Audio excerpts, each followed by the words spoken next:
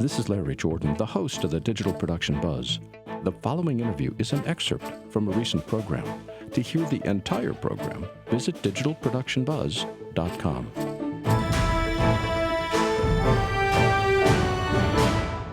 In his current role as Director of Technology at KeyCode Media, Michael Kammes consults on the latest in technology and best practices in the digital media communications space. Also, in his spare time, he creates a new series of web videos called 5 Things and basically lives and breathes tech. Hello, Michael. Welcome back. Hello, Larry. Good to see you again. A very happy New Year. New Year's Eve today, New Year's tomorrow. Hope you have a good Christmas and a good holiday tomorrow. Thank you very much. I appreciate it. And to you and your team as well. Thank you. Thank you. We're devoting tonight's show to look forward at 2016. So let me just give you a general question. What are you expecting from the new year? I'm expecting people wanting more storage because they don't want to delete anything. I think to say just more storage in general. I have yet to find somebody who says, please give me a smaller hard disk.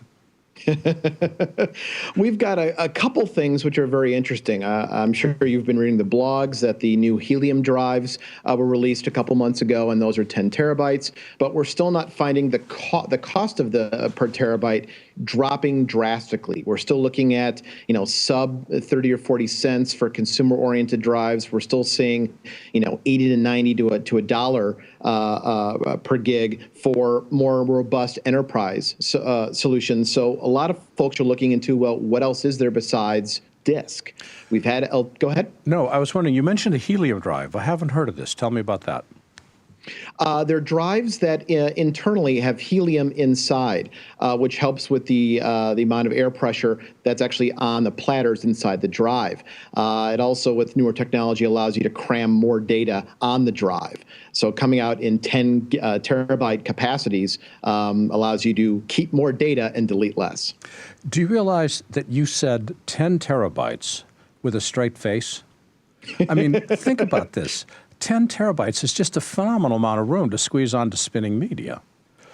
And not that I'm just blown away by having, and we accept it. That's just, it's just amazing.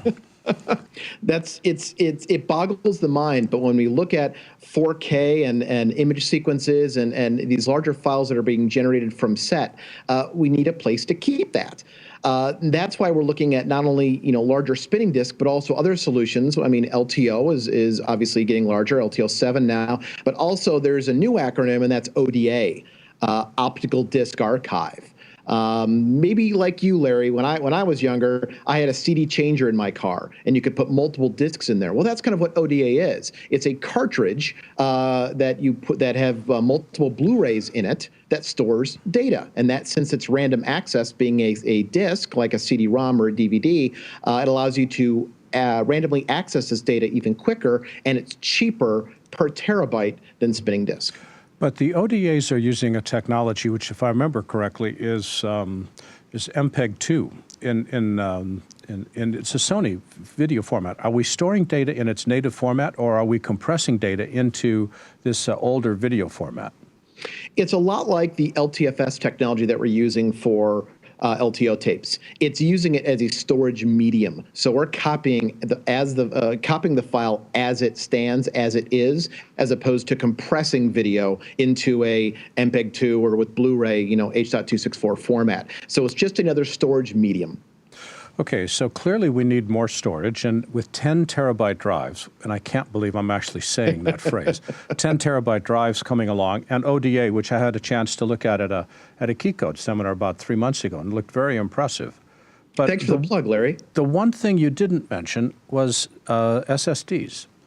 SSDs are still very expensive. They're still very small. Is there any breakthrough technology that we can expect in 2016 that could open up that high-performance format?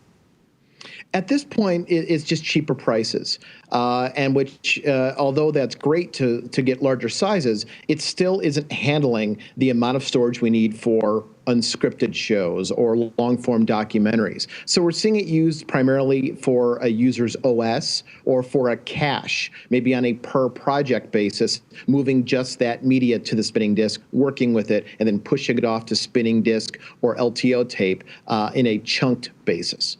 One of the things you mentioned last week when we were looking back at 2015 was the fact that prices are continuing their race to the floor.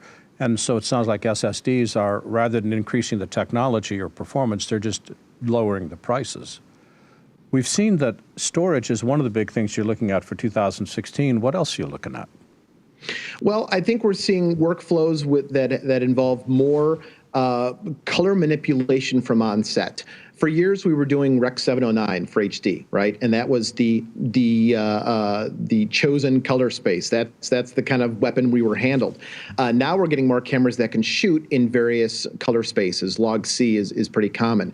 So being able to incorporate that, or even ACEs on the higher level, we're now dealing with these color spaces that have to have manipulation in post, which adds one more layer of complexity when dealing with footage in post. You know, Michael, I just realized we haven't even talked about cameras. What do you expect to have happen in cameras next year? Well, I can let you in on some insider info. There will be a new camera in the next few months, and there will be another new camera a few months after that. Man, you go out on a limb. And now you're going to tell me there's going to be new camera codecs to go with it. Oh yes, H.269, I think, is the next one. What we're seeing though is something that's been coming down the pipe for a couple years, and that's obviously HDR and various color spaces being used on location for acquisition, which in turn obviously requires workflows downwind of that in post. But these cameras require extreme care on set to have a DP that understands what you're shooting in, as well as when you're viewing that on set. We're also seeing an increase in PTZ cameras. And for those out there who aren't familiar with PTZ, it's yet another acronym, stands for pan, tilt, zoom. So these are cameras that are motorized, usually controlled by a joystick, and can either be IP-based over the network or via a joystick. And I'm not going to say it replaces a camera person. It doesn't do that by any stretch. But for a wide shot, you may not need to staff that. For houses of worship or other places where you don't need a lot of camera movement, we're seeing PTZ cameras really take a very solid place there. Now, where does HDR fit into this? Because I'm really excited about the potential that HDR has for just massively improving image quality. It does, and there's obviously been a lot of discussion about should we go 4K or should we go HDR. Maybe HDR HD is better than 4K, which I tend to lean a little bit towards that. Then again, bigger is better, so I like 4K too. But HDR, where it kind of becomes a little bit cumbersome, is the workflow in post.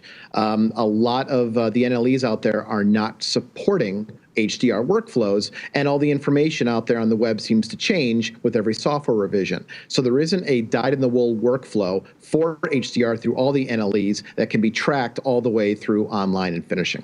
Well, part of the problem we've got is that we don't have a solid spec for HDR. There's still a war going on in terms of which spec is, whether it's Rec. 2020 or whether it's going to be Dolby Vision or something else.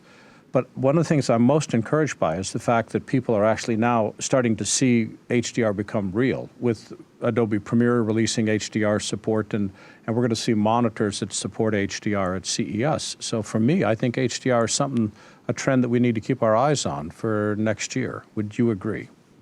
I would certainly agree. The one thing that has always concerned me is that we love, and I don't want to get off on a soapbox here, but creatives like to create. And I think the more we throw technology options at them, sometimes they drown in that. And there are many times that you may not have to shoot on set in log C. You can use Rec. 709. There may be an opportunity to use HDR, and there may be a time when you don't need it for that particular shoot. And so I really don't want people to drown in that technology and be overwhelmed by the amount of technological options out there. But then we'd have nothing to talk about, which is what all of next year is going to be. Michael, for people that want to keep track of what you're writing and thinking, where can they go on the web? michaelkammes.com on both the interwebs as well as Twitter, or as you mentioned, my web series, 5thingsseries.com. So that's Michael Kammes, Kammes, and the Michael himself has been joining us. Michael, thanks for joining us today. I always enjoy our visits. Thanks, Larry. I appreciate it. If you'd like to see more videos like this one, please subscribe to our YouTube channel. To stay connected and receive updates from The Buzz, sign up for our free weekly newsletter now. Or you can learn more about us on our website. And thanks for watching The Digital Production Buzz.